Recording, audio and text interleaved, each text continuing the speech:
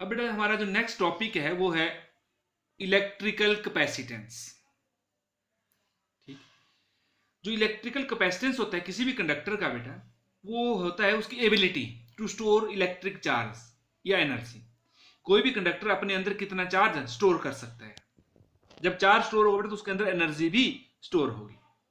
ठीक है, तो ये जो इस एबिलिटी ऑफ द चार्ज, ठीक है, तो उसको क्या बोलते हैं हम, इलेक्ट्रिकल कैपेसिटेंस जनरली बोलते हैं। जनरली जो जनरल डेफिनेशन है, electric capacitance of the conductor is its ability to store electric charge या एनर्जी। अब बेटा ध्यान देने, हमें पता है पोटेंशियल क्या होते हैं, पढ़ा है ना नहीं, जो किसी भी सिंगल चार्ज के कारण पता है Q/4πε0r। ठीक है, अब मान लो अगर हम किसी पॉइंट के ऊपर चार्ज बढ़ाते जा रहे हैं तो पोटेंशियल भी क्या होगा बेटा, बढ़ता जाएगा। चार्ज की स्ट्रेंथ बढ़ती जाएगी तो पोटेंशियल भी बढ़ता जाएगा। मतलब पोटेंशियल किसके ऊपर डिपेंड कर रहा है, चार्ज के ऊपर, वो भी डायरेक्टली। तो V is proportional to Q, या फिर हम ऐसे बोल सकते हैं Q is proportional to V। ठीक है, तो यहां से क्या आ जाएगा, Q is equal to CV। C क्या यहाँ पर, कांस्टेंट ऑफ प्रोपोर्शनलिटी। ठीक है, और इसको बोलते हैं बेटा हम इलेक्ट्रिकल कैपेसिटेंस। ठीक है, ये जो C है Q is proportional to V, तो Q is equal to CV। तो C इज, ये कांस्टेंट ऑफ प्रोपोर्शनलिटी यूज करते हैं हम, तो ये है इलेक्ट्रिकल कैपेसिटेंस। और बेटा यहां से जो C आएगा, C कितना आ जाएगा, V को इधर लें तो Q/V। तो इस कैपेसिटेंस, या इसको हम कैपेसिटी भी बोलते हैं सिंपली, कैपेसिटी, कैपेसिटेंस को कैपेसिटी भी बोलते हैं। तो कैपेसिटी या कैपेसिटेंस क्या होगा, यहां से क्या कैसे डिफाइन करेंगे बेटा हम, capacitance of a conductor is the ratio of charge given to the conductor to the rise in its potential. Define कर सकते हैं, electric capacitance of a conductor is defined as the ratio of amount of charge, ये charge given to the conductor to the rise in its potential। Clear हो गया। अब बेटा ध्यान देना है, अब जो कैपेसिटेंस होता है does not depends upon charge and V. जो भी कैपेसिटेंस है किसी भी कंडक्टर का, वो चार्ज और पोटेंशियल दोनों के ऊपर किसी के ऊपर डिपेंड नहीं करता है। ये डिपेंड करता है कंडक्टर की शेप और उसका साइज कैसा है। ठीक है, तो capacity of the conductor depends upon shape and size of conductor, और साथ में nature of the medium in which conductor is located. जो कंडक्टर है हमारे पास, जैसे मान लो स्फेरिकल कंडक्टर, ये कौन से मीडियम में लोकेट किया हुआ है, ठीक है, उसके ऊपर डिपेंड करता है। अभी जो कंडक्टर है ये कौन से मटेरियल, क्योंकि हमारे पास जितनी भी मेटल जो क्या है कंडक्टर्स है, ये आयरन का है, एल्यूमिनियम का है, कॉपर का है, उसके ऊपर डिपेंड नहीं करता, चाहे आयरन का हो चाहे एल्यूमिनियम का हो। ठीक है, उसके नेचर के ऊपर डिपेंड नहीं करता है। मतलब जो मेटल है, मेटल का जो मटेरियल है, जो कंडक्टर है, उसके मटेरियल के ऊपर डिपेंड नहीं करता है। कौन से मटेरियल के ऊपर डिपेंड करता है, जिस मीडियम में कंडक्टर को लोकेट किया हुआ है, प्लेस किया हुआ है, ठीक, उसके ऊपर डिपेंड करता है बेटा। समझ गए। जो कैपेसिटी है, कैपेसिटेंस है कंडक्टर का, depends upon shape and size of conductor and nature of the medium in which conductor is located या placed, but it does not depends upon the nature of the medium of, sorry, nature of material of conductor. जो conductor का material का nature उसके ऊपर depend नहीं करता है, लेकिन नेचर ऑफ मीडियम, जिस मीडियम में उसको प्लेस किया हुआ है, उसके ऊपर डिपेंड करता है बेटा। क्लियर हो गया। अब बेटा हम यहां से जो C is equal to Q/V है, जैसे हमने अभी पढ़ा C is equal to Q/V। अब मान लो कि if V is equal to 1 है तो C कितना आ जाएगा बेटा आपके पास, Q। तो व्हाट इज, अब यहां से भी हम डिफाइन कर सकते हैं कैपेसिटेंस को। तो capacitance of a conductor is numerically equal to what, charge required to raise its potential by unity. कितने से इंक्रीज किया, यूनिटी से। ठीक है, तो C क्या होगा बेटा, it is the charge required to raise its potential by unity. Capacitance of conductor is equal to, is numerically equal to charge required to rise its या raise its potential by unity. और जो capacitance है बेटा वो क्या होती है, एक पॉजिटिव क्वांटिटी होती है। ठीक है, ये पॉजिटिव क्वांटिटी होती है ओनली, जो कैपेसिटी है। और यूनिट, इसके जो यूनिट होते हैं बेटा वो फैरेड होते हैं, साइंटिस्ट के नाम से FARAD, और सिंबॉलिकल कैपिटल F से लिखते हैं इसको। ठीक है, तो कैपेसिटेंस को ध्यान दो, ये जो C है इसको कब 1 फैरेड बोलेंगे हम, जब 1 फैरेड, तो जब चार्ज क्या होगा बेटा 1 कूलम, और कितना पोटेंशियल राइज होगा उस कंडक्टर का, 1 वोल्ट।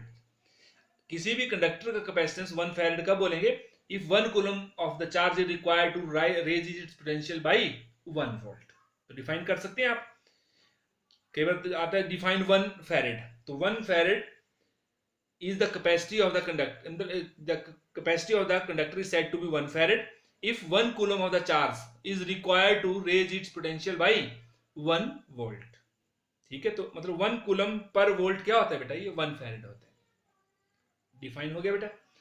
अब बेटा इसके अब क्या आते हैं, लेकिन जो हमारी डेली लाइफ में जो यूज होता है बेटा, वो 1 फैरेड एक very big unit of charge है बेटा, हम अभी इसको बताएंगे आपको। तो जो फैरेड है जनरली हमारे कौन सा होता है, micro farad, nano farad, pico farad. तो आपको पता है माइक्रो क्या होता है, 10 की पावर -6 फैरेड, नैनो फैरेड 10 की पावर -9 फैरेड, पिको फैरेड 10 की पावर -12 फैरेड। तो ये बेटा स्मॉल यूनिट्स हैं फैरेड के, और इसको माइक्रो जो पिको है बेटा, इसको माइक्रो फैरेड भी बोलते हैं। क्लियर। अब है बेटा हमने डायमेंशंस, डायमेंशन किसके, कैपेसिटेंस के। सी हमने देखा बेटा, सी क्या है हमारे पास, Q अपॉन V। अब बेटा ध्यान देना, V क्या होता है, हमने पढ़ा हुआ amount of वर्डन per unit charge, वर्डन per unit charge, पढ़ा ना, W अपॉन Q। Q बेटा ऊपर चल जाए तो Q भी ऊपर 2 बार है, तो Q स्क्वायर अपॉन W। अब हमें पता है Q के जो डायमेंशंस होते हैं, मैं यहां लिखता हूं क्या होते हैं, Q के AT बताया आपको, AT। अब ये स्क्वायर में तो क्या हो जाएगा, A स्क्वायर T स्क्वायर।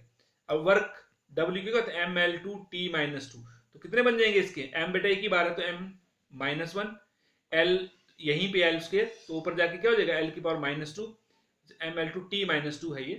अब T-2 जब ऊपर है वो भी प्लस का बन जाएगा, तो T स्क्वायर ऑलरेडी ऊपर एक और है, तो कितना है, T की पावर 4 और साथ में A स्क्वायर। तो ये बन जाएंगे बेटा dimensions of capacitance, M-1 L-2 T4 A square. अब बेटा ध्यान देना, मतलब Q is proportional to V है, या Q is equal to CV। C is electrical capacitance, ये कैपेसिटी ऑफ कंडक्टर। ठीक है, तो ध्यान देना Q इज प्रोपोर्शनल टू, अगर हम चार्ज और पोटेंशियल के बीच में ग्राफ प्लॉट करें, इस साइड को Q की वैल्यू बढ़ती है और इस साइड को पोटेंशियल बढ़ रहा है, तो कैसा Q इज प्रोपोर्शनल, मतलब Q बढ़ेगा तो V भी बढ़ेगा उतने अमाउंट से, तो they are directly proportional to. Q 0 होगा तो पोटेंशियल भी 0, तो कितना आ जाएगा बेटा आपके पास, कैसे आएगा ये, ऐसे बिल्कुल स्ट्रेट लाइन, क्योंकि they are directly proportional to each other, तो इस तरह से स्ट्रेट लाइन आएगा बेटा। क्लियर। तो अब बेटा इसके ऊपर थोड़ा एक न्यूमेरिकल करते हैं, जैसे ये है, a potential difference of 250 volt is applied across the plates of the capacitor. एक कैपेसिटर है, अब बताऊंगा आगे कैपेसिटर का मतलब कंडक्टर का ही होता है वो भी, तो उसके पोटेंशियल डिफरेंस कितना, मतलब V है बेटा हमारे पास 250 वोल्ट। ठीक है, और उसकी जो कैपेसिटी है वो कितनी है, capacitor of 10 pico farad. Pico farad, farad आपको पता है किसके यूनिट है, कैपेसिटेंस के, तो उस कैपेसिटर की कैपेसिटी दी गई है कैपेसिटेंस 10 पिको फैरेड। अब calculate the charge on the plates of capacitor. देखो बेटा, तो V दिया, V कितना दिया है, 250 वोल्ट। ठीक है, वोल्ट लिखते हैं या सिंपली V भी लिखते हैं। तो and what is the charge, Q कितना है, 10 पिको फैरेड। ठीक है, अब पिको मतलब 10, पिको होता है 10 की पावर -12 फैरेड, तो कितना बन जाएगा, 10 की पावर -11 फैरेड, यही बन जाएगा। अब वही आपके पता Q हमने क्या निकालना है बेटा, सॉरी ये Q नहीं है, ये पिको फैरेड है, तो ये this is the capacity, C is equal to 10 pico farad. ठीक है, तो Q कितना आएगा बेटा आपके पास, C इंटू V, मतलब हमने चार्ज कैलकुलेट करना है। तो भरो इसमें वैल्यू बेटा, C इज व्हाट हमने निकालता है 10⁻11 farad into V is what 250। ठीक है, तो कितना बन जाएगा बेटा ये 10, तो जब हम इसमें 250 है तो 2 जीरो से डिवाइड कर दो,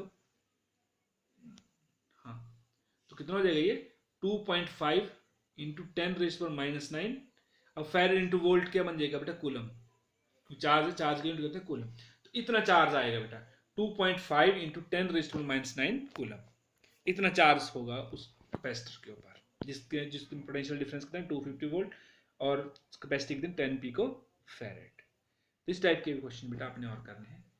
ओके बेटा, थैंक यू।